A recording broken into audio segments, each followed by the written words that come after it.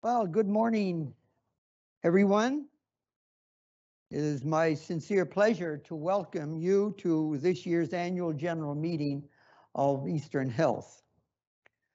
I'd just like to begin by reminding all of us, of course, that we're working within the COVID guidelines and we're asking that you continue to wear your mask while you're seated and hope that you find some meaningful information and in our meeting today.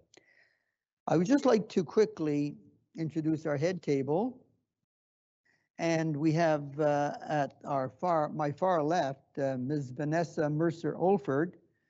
And Vanessa has just recently joined the Department of Health and Community Services as Assistant Deputy Minister of Regional Services. So welcome, Vanessa.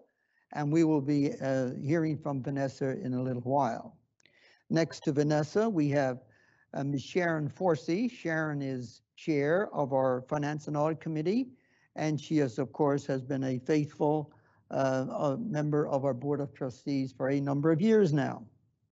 And to my immediate left is David Diamond, and David is the Chief Executive Officer of Eastern Health. And my name is Leslie O'Reilly, and I'm chair of the Board of Eastern Health.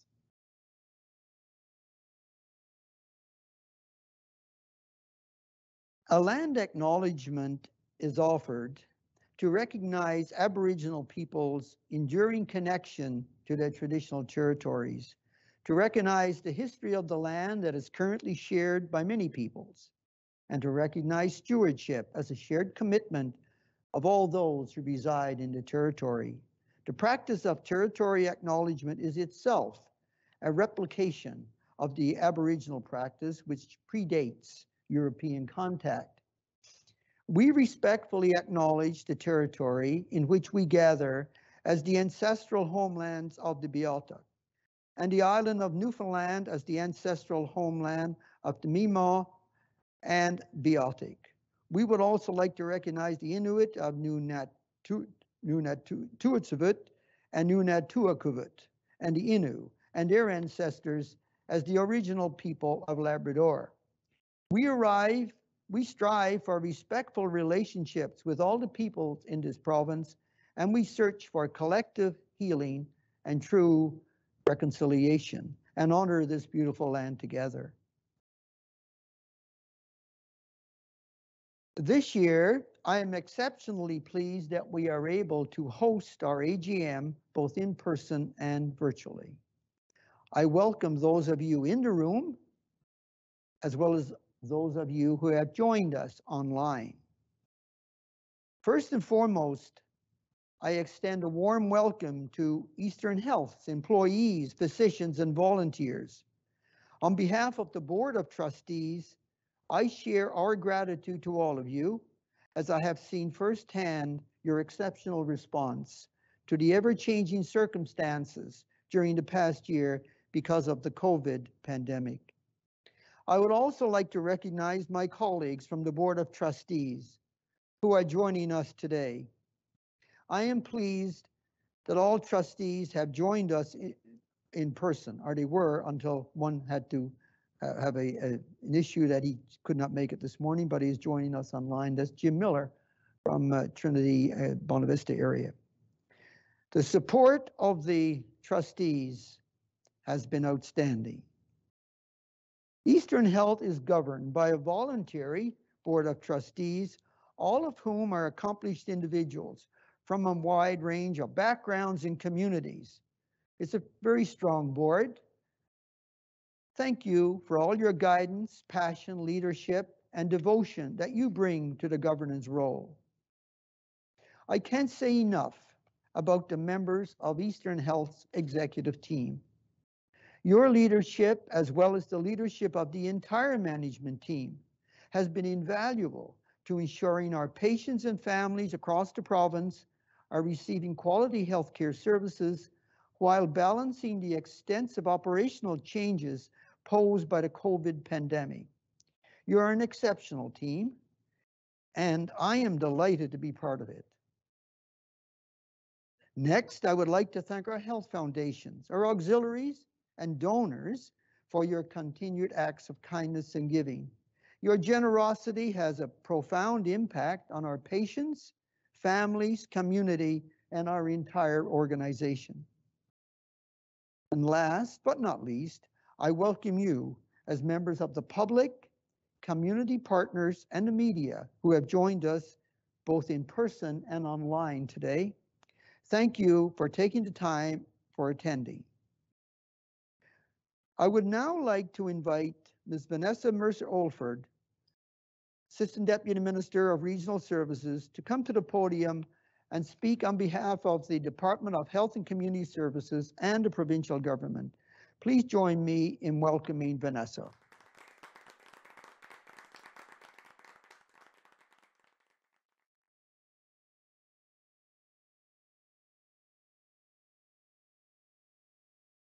Taking off masks so much on TV that I should be pretty snippy with it, but it takes time. Thank you very much, Vanessa.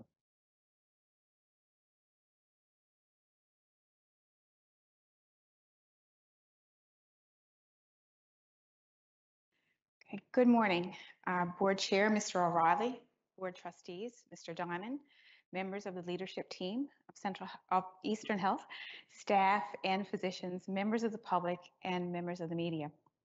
I'm delighted to be here today to bring greetings to Eastern Health's annual general meeting on behalf of the Minister of Health and Community Services and the department. Regrettably, Minister Haggie had a previous commitment and is unable to be here today, but sends his best regards. Given my previous roles within the healthcare system and also as a patient and family member, I have firsthand knowledge of the challenges we encounter within the healthcare system and within the regional health authorities, and I'm also aware of the great work and the opportunities that exist. This event is a great opportunity to reflect on the past year and on your many accomplishments during a truly uncertain and unprecedented time. The COVID-19 pandemic has definitely brought with it challenges and difficult decisions. However, it has also harnessed creative problem solving and has demonstrated what we can do together. The situation before us required strength as a province and as a people. Our current circumstances require perseverance. At Eastern Health, as in other RHAs, regional health authorities, you design new ways of operating in very little time while managing concerns and uncertainty. So to say that the response and support of the regional health authorities has been invaluable would be an understatement. The department is extremely grateful for all of the guidance and support provided. The COVID-19 pandemic impacted all aspects of operations and placed extraordinary challenges on healthcare systems. Eastern Health responded to the challenges posed by COVID-19 pandemic by continuing to provide quality care and services to the people of the region and across the province, while at the same time achieving strategic priorities. The Eastern Health Board of Trustees, the leadership team, staff, physicians, and volunteers are to be commended for all of your efforts regarding the COVID-19 and in response to the COVID-19 pandemic, and further your strategic work in the areas of access, quality and safety, population health, healthy workplace, and sustainability. You have had many successes over the past year, and I'm sure we'll hear about them as the event goes on. The Department of Health and Community Services is appreciative of its relationship with Eastern Health, and we look forward to continuing to work together. And so, on behalf of the Minister and the Department, I would like to wish you a successful AGM and all the best in the year ahead. Thank you.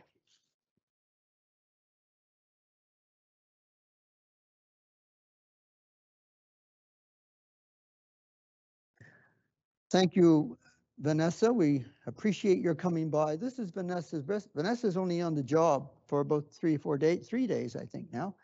And this is kind of her breakout talk. So thank you very, very much, Vanessa, for your kind and thoughtful words. And we appreciate your being here.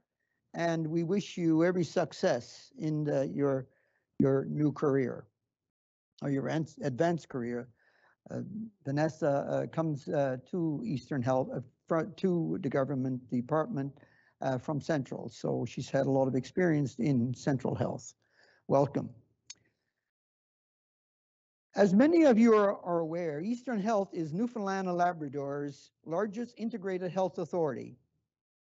Eastern Health provides a full continuum of health and community services, including public health, long-term care, acute, and hospital care throughout the region. Approximately 313,000 individuals reside in the Eastern Health region, which extends west from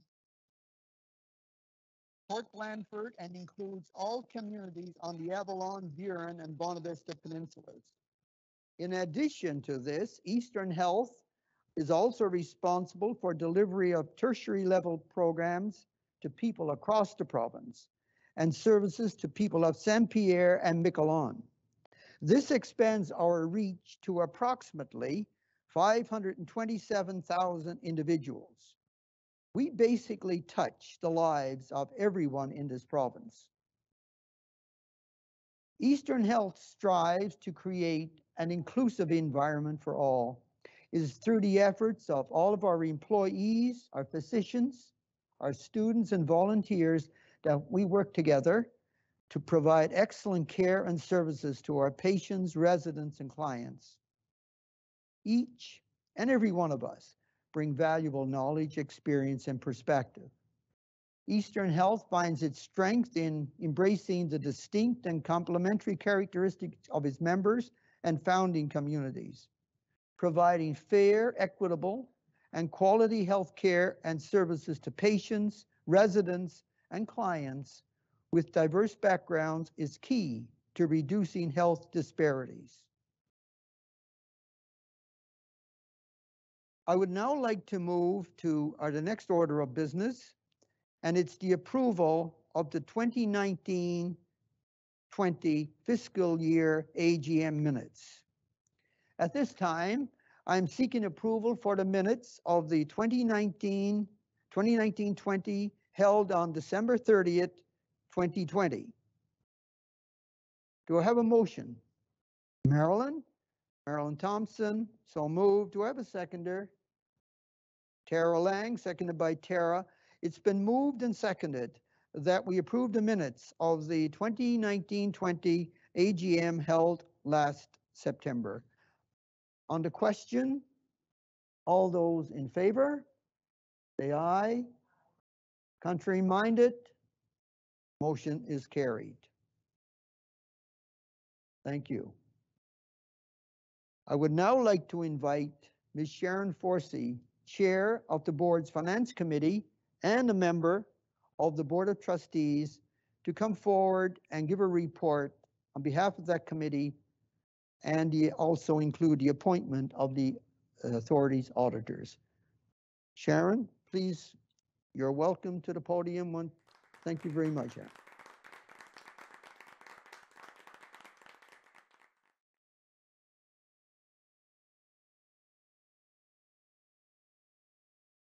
Thank you, and good morning, everyone.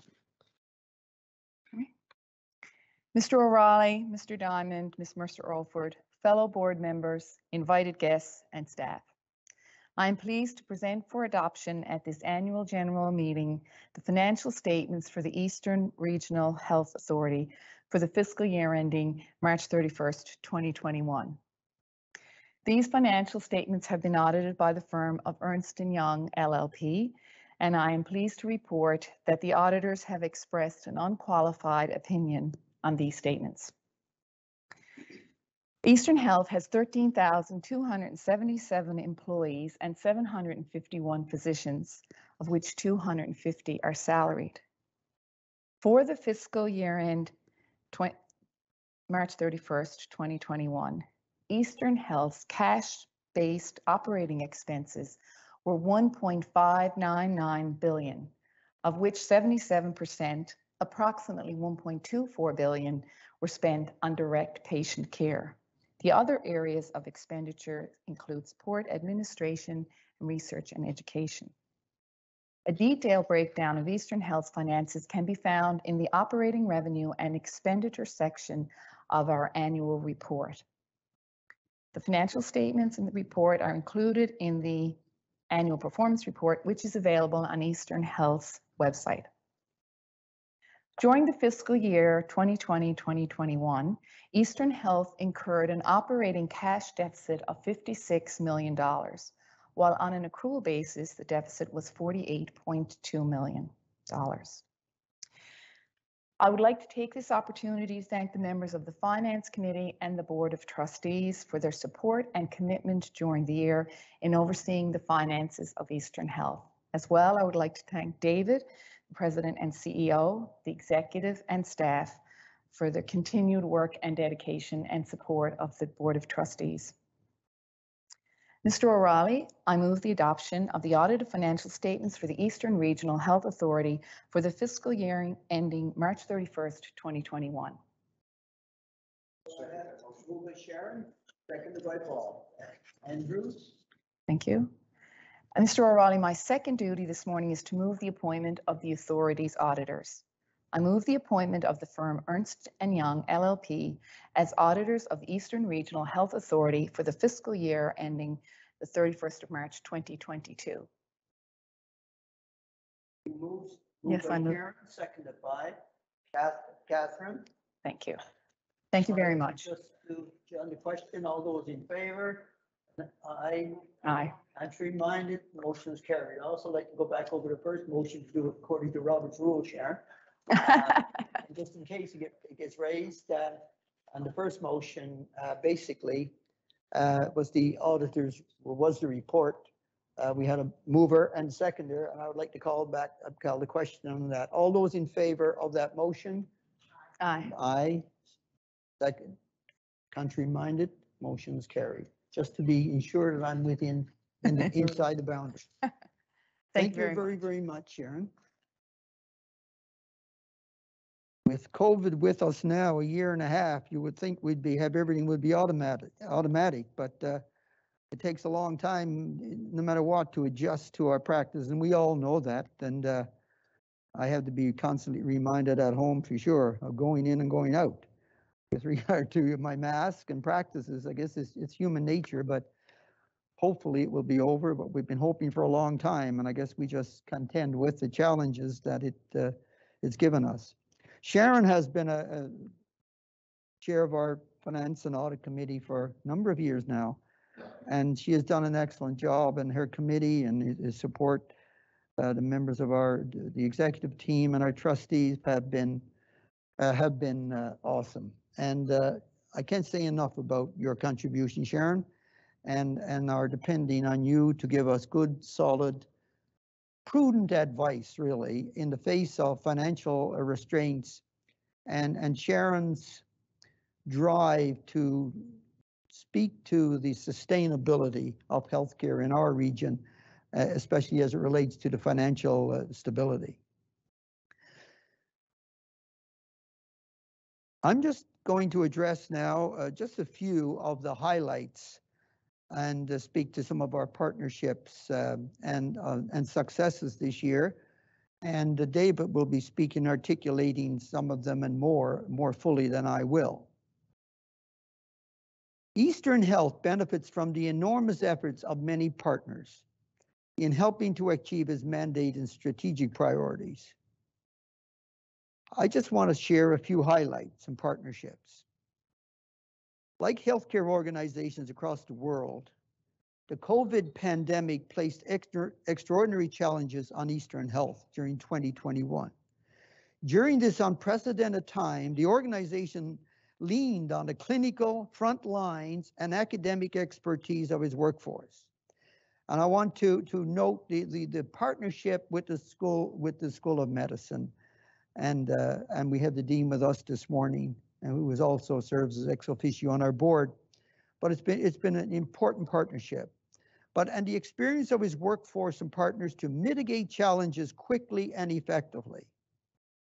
I want to take a minute to look at our tremendous public health response to the COVID pandemic during the year.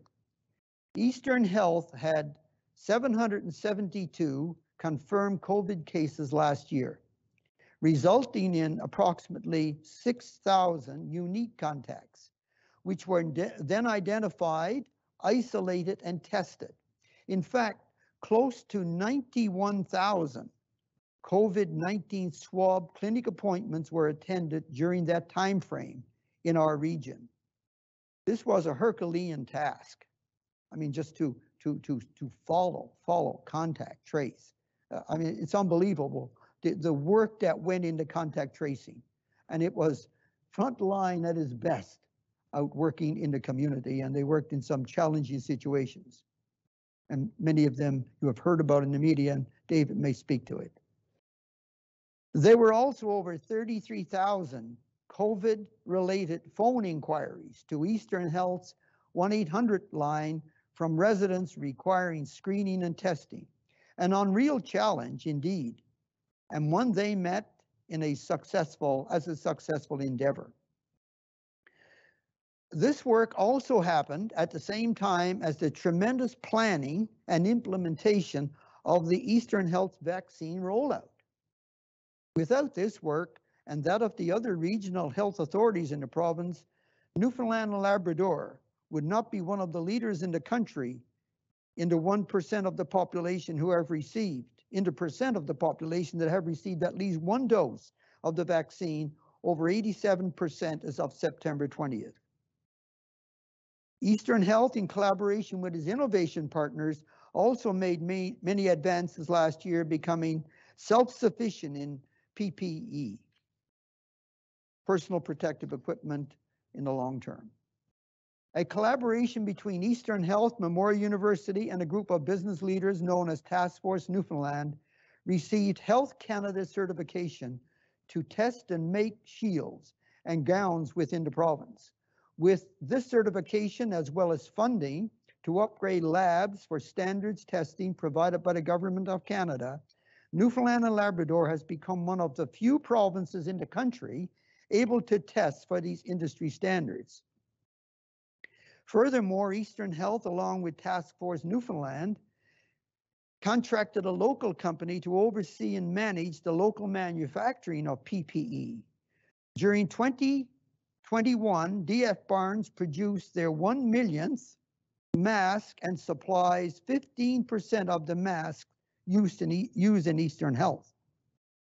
This new supply of PPE is in addition to the work Eastern Health continues to do with its innovation partner, PolyUnity, to produce face shields.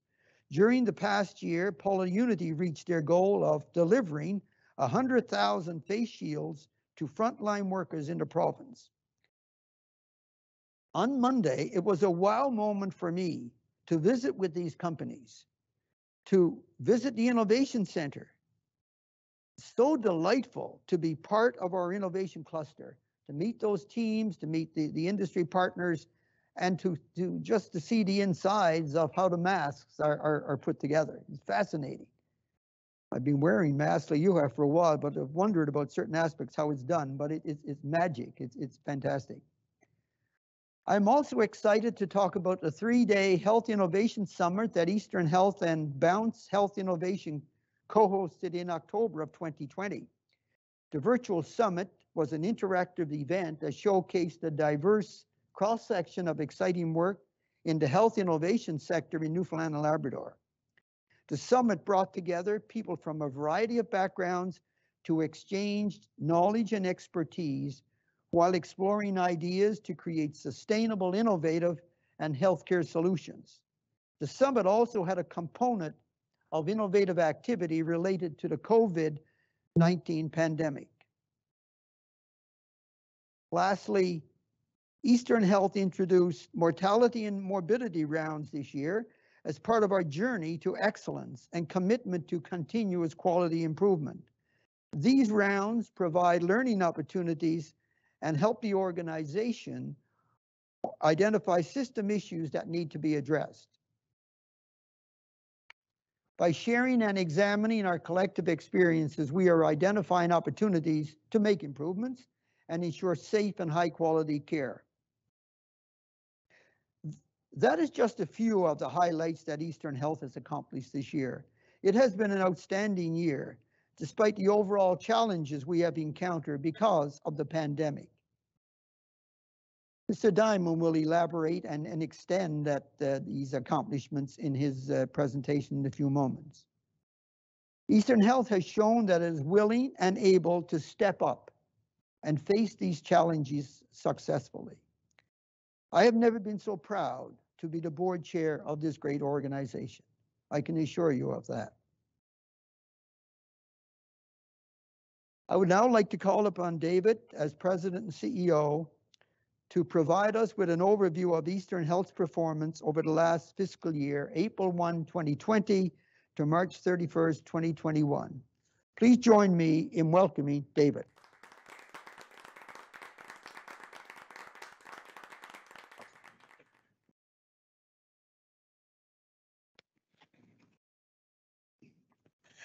Thank you very much, Mr. O'Reilly. And this past year marks the completion of the first year of our 2020-2023 strategic plan, putting excellence into action.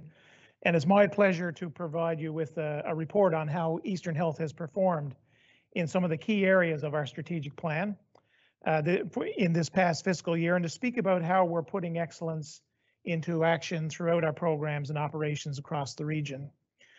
Despite, and I say despite, but this has been probably the most interesting 2 years of my 35-year career. But despite the public health emergency that we've all been living and working through since March of 2020, we've actually made some very good progress on our objectives and goals. I'll begin by telling you about some of the work that we've accomplished this year to improve access to care and to services. Improving access to primary care services continues to be a priority for Eastern Health. It's typically an individual's first point of contact with the healthcare system. And as part of this effort, the organization plays an important role in communities and aims to increase the number of people in the region who have access to general practice physicians. Although most general practice physicians are not employed directly by Eastern Health, we do have a role to play in helping to increase access to general practice physicians as it directly relates to the health of our population. When primary health care improves, it's known to keep individuals and families and communities healthy. And when it works effectively, it can prevent the need for investments in more costly interventions such as surgeries, increased pharmaceutical usage, and hospitalization. We're helping to address this access by implementing alternative methods of delivering health care, such as virtual technology and collaborative care clinics. And that's clinics that include a full range of clinicians, including physicians, but also including nurse practitioners and other healthcare professionals, with the goal of individuals being connected to a whole team rather than just to one clinician. Hospitalizations for conditions that can be managed by the community, such as chronic obstructive pulmonary disease or COPD, represent an indirect measure of access to primary care services. And as we use virtual technologies such as remote patient monitoring to advance this work, we've seen a 10% decrease in the rate of acute care hospitalizations for COPD. This indicates that we're seeing better management of this condition in a more appropriate setting, such as in the comfort of a client's own home. Due to shifting priorities caused by the pandemic response, as well as recruitment and retention challenges, for all of our efforts, we actually saw fewer people with access to general practitioners or GPs in 2020-2021. And this is why we continue to find ways to deliver alternate methods of primary care, such as virtual technology and the collaborative care clinics. And this work is ongoing. Eastern Health also continues to improve access to mental health and addiction services. For the current strategic plan, we're focused on reducing wait times in 3 selected service areas: child psychiatry, adult psychiatry, and child and adolescent counseling. Unfortunately, again, due in part to the increase in referrals associated with mental health and addictions, wait times in each of those 3 areas this year actually increased slightly. With that said, during the year, Eastern Health saw advancements in the delivery of mental health and addiction services. Some examples of this is in the Doorways walk-in counseling availability, which was expanded to 5 days a week in 2020, and that resulted in 2,500 appointments being attended. Using virtual technologies such as home-based telehealth, also allowed the organization to continue mental health and addiction service delivery during the pandemic when in-person appointments were more challenging. We've also been doing great work to ensure that our seniors stay healthy and independent at home for as long as possible. In 2020-2021, Eastern Health increased the number of annual assessments and support plans completed for seniors. By having a client-centered care plan and a comprehensive assessment of client needs, functioning and the quality of life, Eastern Health can better support clients to age in the comfort of their own homes. Delivering acute care and tertiary level services efficiently took on a very different meaning since the onset of COVID-19. Eastern Health's top priority has been to deliver safe patient care and to resume delivering services at volumes that are appropriate for the various acute alert levels during the pandemic that we've had to navigate. Because of this, Eastern Health developed an indicator to plan for and to monitor the backlogs of surgeries, tests, and procedures that were canceled or delayed due to COVID-19. In 2020-21, I'm pleased to say that the volume of services delivered each month was on average 8.7% higher than what we expected, given the safety protocols, service restrictions, and social distancing measures in place. And actually, if you extend that out, it means that at the moment we actually have no backlogs of services. And if you take the time to look in the media at the jurisdictions, every other jurisdiction across the country, this is a very good place to be when we can say that in terms of what's happened over the last 18 months and 2 years and all of the back and forth and backlogs, we're now back to where we were. And that's a tremendous achievement. And thank you to the clinical staff, the nurses, the physicians, the support staff, the leadership, our clinical vice presidents, all who've been involved in that. And it's been really a full court press to get to that point. This leads me into Eastern Health's next priority area, quality and safety. And quality and safety is an integral priority for Eastern Health that is consistently woven through the entire organization. One of the quality and safety objectives in our current strategic plan is to foster a culture of safety and reduce the risk of harm. As part of this, Eastern Health continues to monitor safety-related indicators and improve processes throughout the organization. Ensuring the safety of our patients, clients, and residents as they move through the healthcare system is crucial to ensuring consistent and quality care. In this past fiscal year, Eastern Health implemented an auditing process to ensure the safety of our patients as they transition from one point of care to another, such as from the emergency department into acute care, or being discharged from the hospital into residential care. And as we move forward, we will be measuring and monitoring success in this auditing process and making improvements where necessary. We're also continually working to improve the patient, resident, and client experience. One of the ways we do this is by partnering with clients and families to ensure their needs and their values, their beliefs and preferences are respected in our service delivery. In 2020-2021, Eastern Health surveyed our advisors to determine whether they felt their involvement was actually meaningful. And a total of 63.3% of our advisors responded positively on questions related to meaningful involvement during the last fiscal year. The overall survey results on the questionnaire were positive, and Eastern Health has already begun to make improvements in some areas. Going forward, we will work to facilitate communication and collaboration among employees and physicians by increasing the use of visual management tools in the day-to-day operations. This will help staff monitor safety and ensure the delivery of safe and effective care. We will also continue to seek feedback from our clients through our experience of care survey and to use this information to make improvements to services, safety, and the care environment. Next, Eastern Health collaborates with various partners, and Les talked about some of our critical partners, but we collaborate with various partners on strategies and initiatives as well to improve population health and advance health equity in the region. In 2020-2021, the focused areas under population health were significantly impacted as our public health team led the response to the COVID-19 pandemic and the vaccine rollout and continues to do tremendous work in this area.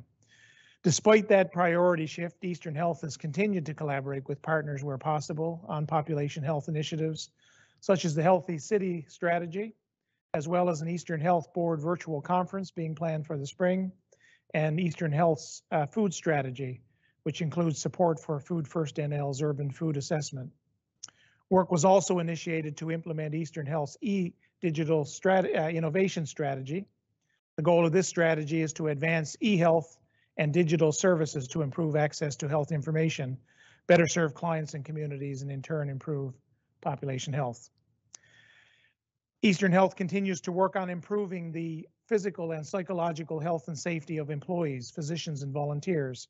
Improving the health of the workplace has been particularly important during the COVID-19 pandemic, which has required employees and physicians to adapt to new circumstances and overcome unforeseen challenges. Over the past year, the pandemic brought on additional stress and fatigue. Because of this, the need to support our staff has never been so great.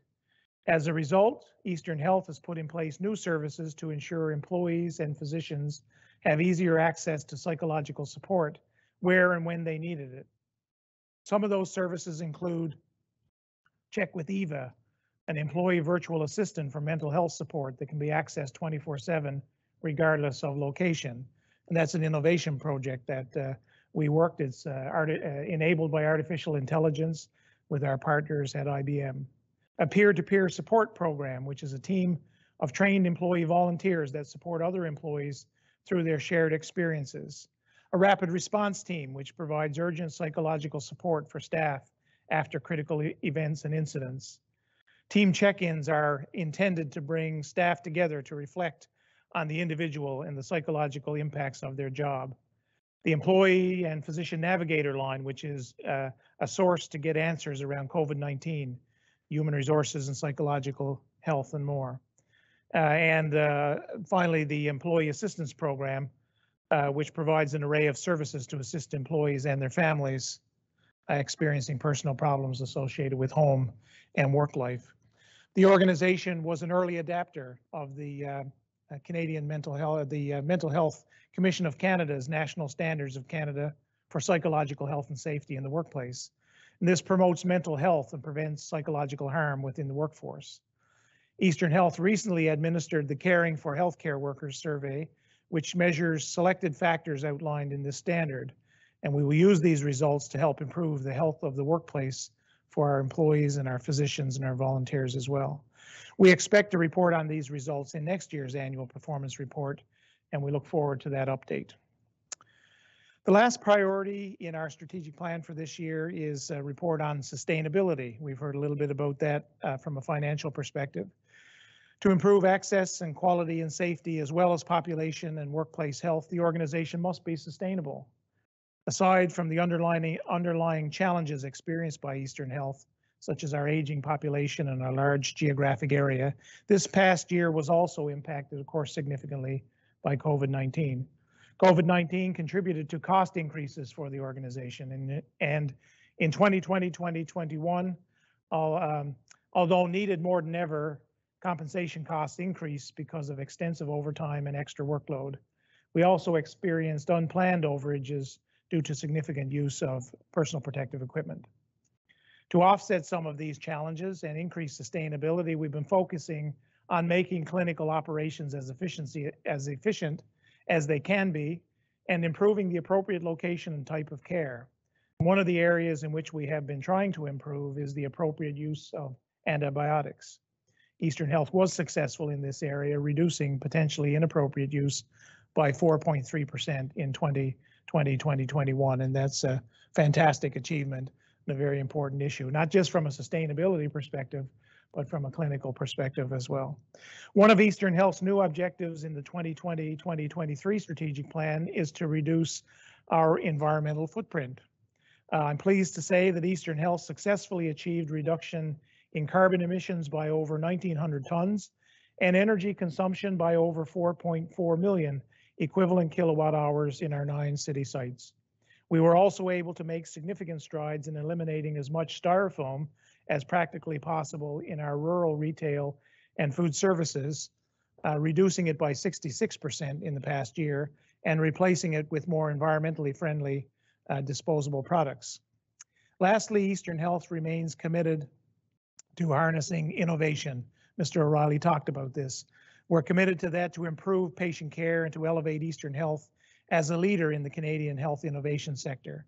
As we navigate through the unprecedented challenges of this past year, we continue to provide opportunities for innovative solutions to be developed, tested, refined, and applied across all areas of healthcare. Our innovation strategy, which we launched in 2020, has been a guiding document for us and has proven to be a tremendous resource for us and our partners.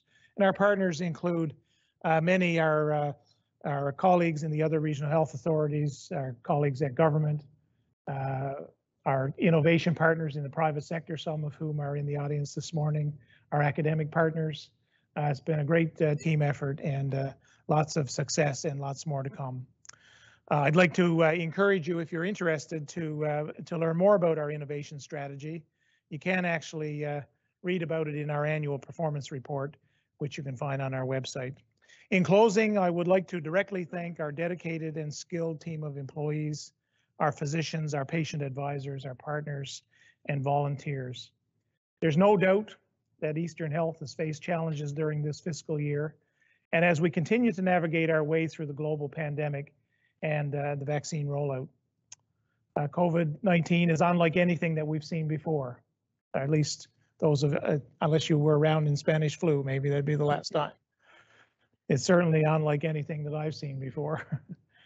And the dedicated Eastern Health staff and physicians and managers in all areas of the organization have worked really diligently and very hard, but the reality is they're still working.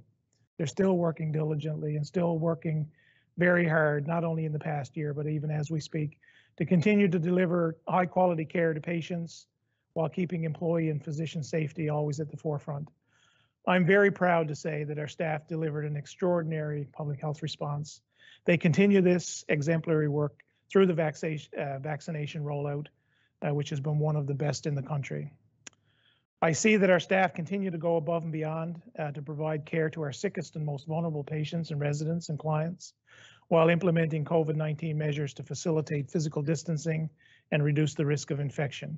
We continue to build on the circumstances brought on by the pandemic and to find innovative ways to offer services. The entire executive team and the Board of Trustees has been amazed at the efforts and accomplishments of Eastern Health's employees and physicians who have faced one challenge after another, and now fourth wave after another during this year. Because of the focus needed to address the pandemic, work on some of our priority areas identified in the strategic plan was delayed in order to accommodate the shifting priorities and ever-changing circumstances brought forward by the pandemic. The information we have on COVID-19 is ever evolving, and we remain open and ready to adapt to the newest scientific evidence and best practices available to help us deliver services during a global pandemic. And the latest in terms of what we need to do is around mandatory vaccines in healthcare. And I would say from an Eastern Health leadership perspective, we're very supportive of where the government feels we need to go, and we will stand behind that and do our part as Eastern Health leadership to support, again, based on the latest and best scientific evidence that we have. I'd also like to take this time to encourage in advance of that, all of you to get your vaccine, whether you're an employee or a physician or a member of the public. Encourage your family members, your friends, your loved ones. Remember that by getting vaccinated, you're not only protecting yourself, but everybody around you. And I'd also like to extend my gratitude to our patients, our clients, our long-term care residents and their families, our community leaders, and our partners out in various community agencies for your understanding and your patience as our organization has navigated through this past year. This is a challenging time in healthcare and in our history, and I thank you to everyone here and online who's taken the time to be here with us today. Thank you very much.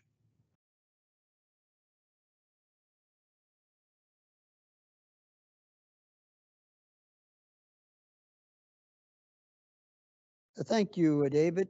Really appreciate your report.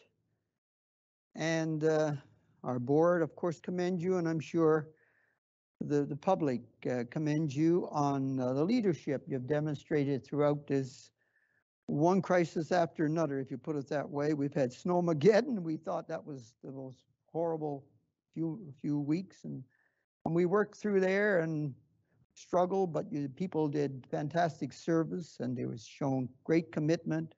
We then were hit with COVID-19. And you know, it's very difficult to really put into words the commitment that people in healthcare give to patients. I'm astounded when I see people, you see it on radio, you hear it on radio, you see it on TV every day, burnout, and people are struggling mentally and physically. These people are dealing with situations they never imagined their training. They never imagined they would deal so much with pain and suffering and death and pandemic. It's unreal. And when you really think about it, and we know people who are working in healthcare, it's to think about the depth of personal commitment and family commitment and dedication to service that we're getting from people in healthcare. I'm astounded and so proud of what I see right across our healthcare system. David, your integrity and genuine passion and commitment to your work is commendable. I have been working with you now for a few years, and as the board, I've worked with you, your team. You know, I have a few expressions that I use in talking about leadership, but what I see in Eastern Health, in the face of all these challenges, is a modeling of the way. It's a model the way to leadership. It's a model of the way to build collaborative culture where we're focused at meeting after meeting, committee after committee is on the patients, is service, and the workforce and the people in the organization. The elements of programs and initiatives that are driven towards the sensitivity of having a healthy workplace is commendable.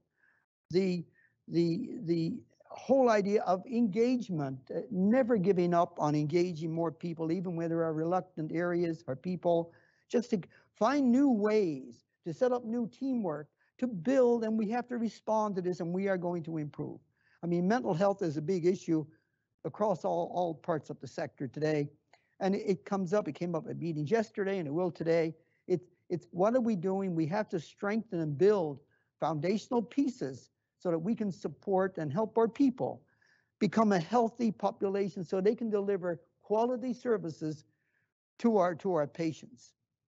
So I commend you for that, David, and your team and the management team and all the people across the organization who give of themselves continuously. And you hear very few complaints publicly, but they just go about doing their work. And it's a complex sector as a health sector, as a sector, and it's commendable. And we really owe you and the whole staff another vote of confidence, please.